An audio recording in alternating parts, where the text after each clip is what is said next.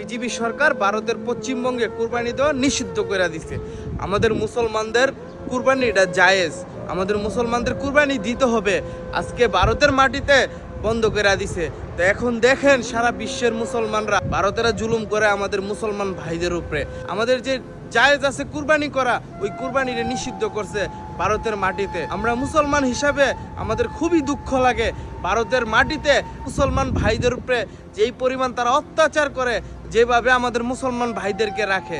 আজকে আমাদের বাংলাদেশেও কিছু হিন্দু ভাই আছে, আমরা তো তাদের উপরে জুলুম করি না, আমরা তো তাদেরকে গিয়ে কিছু নিষিদ্ধ করি না।